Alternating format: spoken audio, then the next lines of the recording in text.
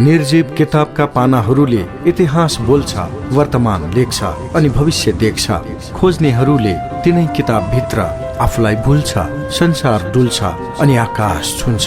ओहो, त्यसैले हामी भन्छौं किताब बोल्छ।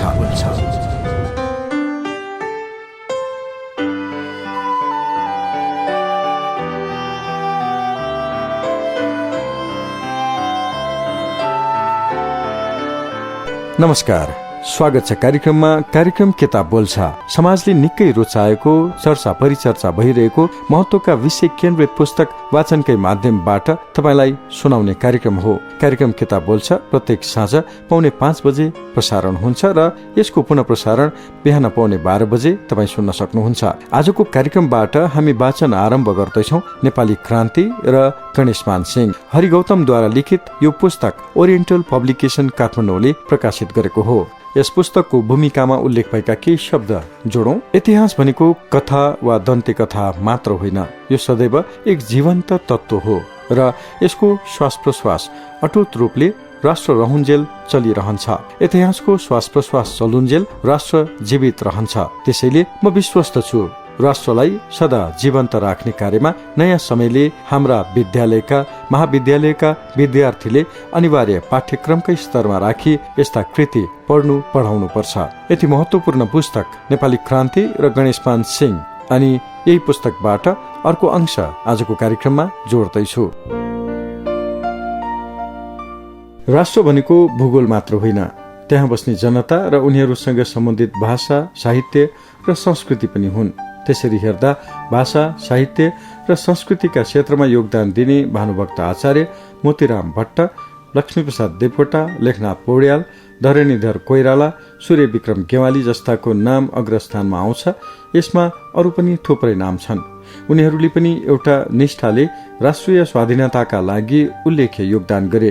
ती हाम्रा दृष्टान्त र राष्ट्रिय निधि हुन्। साथै तिनीहरू यही समाजका उपज र समयले दिएका उपहार हुन्। आज तिनको नाम सम्झिँदा हामी नतमस्तक हुन्छौं। त्यस्तो हुनमा उनीहरूले गरेको कर्म र विवेक नै मूल आधार हुन्। यसमा समय र समाजको त्यत्तिकै महत्व छ। त्यो बेलाको समाज नियन्त्रित भए पनि समय स्वतन्त्र थियो, जसलाई रोक्न सक्ने क्षमता कसैमा थिएन र छैन। भए त्यो नियति मात्र हो। त्यही समाज र समयले बनाएका व्यक्ति हुन् गणेशमान सिंह। अहिले यहाँ उनले जीवनमा गरेका भोगेका संघर्षबारे केही बहस र छलफल हुनेछ। त्योभन्दा पहिले उनले भोगेका समय र समाजका बारेमा चर्चा गरिनेछ।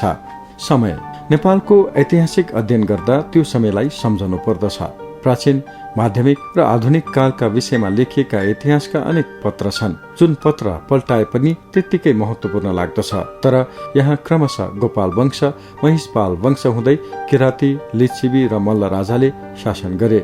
तिनको प्रभाव के थियो र त्यो समय कसरी चलेको थियो भन्ने प्रश्न मनमा उठिरहन्छ।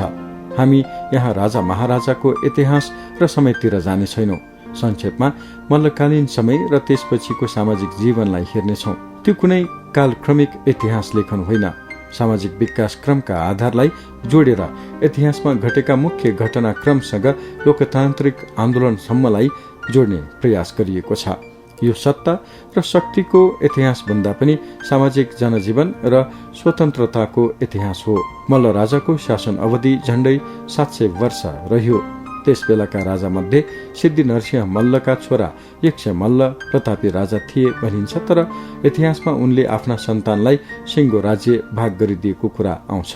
उनले आफ्ना कान्छा छोरा रत्न मल्ललाई कान्तिपुर, माइला छोरा रण मल्ललाई बनेपा र जेठा राय मल्ललाई भक्तपुर तथा छोरीलाई ललितपुर राज्य दिए। त्यसपछि उपत्यका भित्रका 3वटा शासकका बीच आपसी द्वन्द्व सुरु भए पनि विकास र उन्नति आफ्नै गतिमा अघि बढेको देखिन्छ। राज्य बाँडफाँड हुन नै मल्ल वंशको पतनको कारण भएको बुझिन्छ। यस क्षेत्रमा अन्तिम राजाका रूपमा भातगाउँका रणजित मल्ल, कान्तिपुरका जयप्रकाश मल्ल र पाटनका तेज नरसिंह मल्ल बीच भएको झगडाले जनता आजित भएर एउटा दरो शासक आए पनि हुन्थ्यो भन्ने अवस्थामा पुगे। यक्ष मल्लदेखि जयप्रकाश मल्लसम्म 10औं पुस्तासम्म शासन चलेको थियो।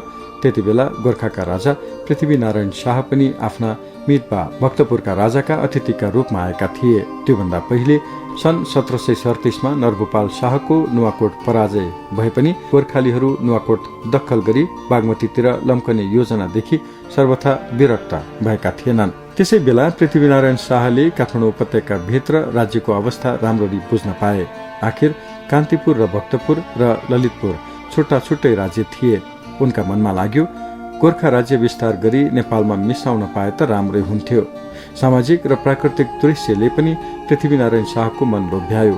अर्को कारण उपत्यका भित्रको आन्तरिक झगडाले उनलाई एकीकरण गर्न सहज हुने बुझे। ती राज्य राष्ट्र बन्न सक्ने अवस्थामा पनि थिएनन्।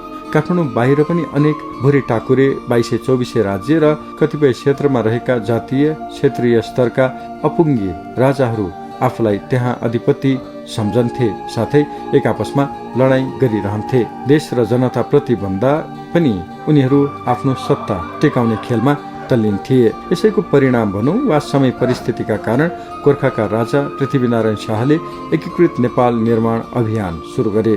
नेपालको एकीकरण गर्ने उनी तेस्रो राजा हुन्। त्योभन्दा पहिले मानदेव प्रथम मुकुन्द सेनले पनि नेपालको एकीकरण अभियान सुरु गरेका थिए। त्यो क्रमलाई नै पृथ्वीनारायण शाहले निरन्तरता दिएका हुन् भनिन्छ। एकीकरण अभियान चलिरहेका बेला पृथ्वीनारायण शाहले विक्रम सम्वत 1831 माघ 1 गते देहावसान भएपछि उनले थालेको कार्य उनका उत्तराधिकारीले बढाउँदै लैजाँदा विशाल नेपाल बन्न पुग्यो। पृथ्वीनारायण शाहको देहावसानपछि दरबारमा झगडा सुरु भयो। बहादुर शाहले पृथ्वीनारायण शाहको क्रिया जेलमै गर्नुपर्ने अवस्था भयो। यसको कारण थियो बहादुर शाहमा भएको चतुरोपन र उनको व्यक्तित्वले युवराज बनाउन चौतारा काजी दलजीत शाहले पृथ्वीनारायण शाहलाई दिएको सल्लाहले दरबारमा शंका उपशंका भए। तथापि प्रताप सिंह विक्रम सम्वत 1827 युवराज घोषित भए, तर राजा भएको 2 वर्षपछि नै अर्थात् विक्रम सम्वत 1834 माघ 6 गते उनको देहावसान भयो। त्यसपछि प्रताप सिंहका छोरा रणबहादुर शाह राजा भए। उनी नाबालक भएको हुनाले उनको नायबी भएर बहादुर शाहले केही समय शासन चलाए।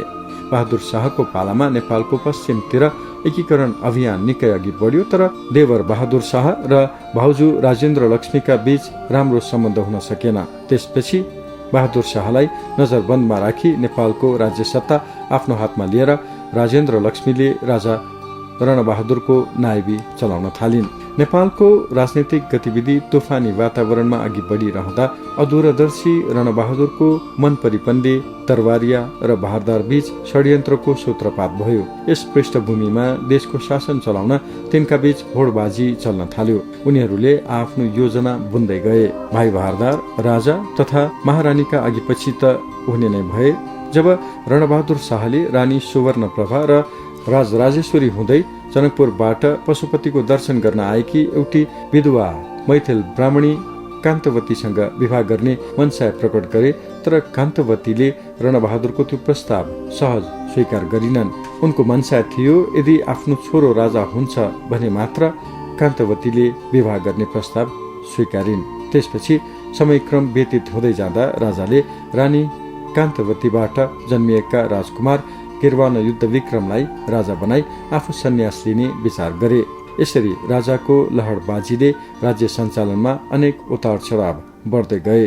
नेपालको विस्तार अभियान भइरहँदा दक्षिणतिर भारतमा कहिले सूर्यास्त नहुने ब्रिटिस साम्राज्यले शासन गरिरहेको थियो। त्यति बेला नेपालमा रहेका जुनसुकै शासकले पनि ब्रिटिस शासक विरुद्धमा रहेर आफ्नो शासन टिकाउन कठिन थियो।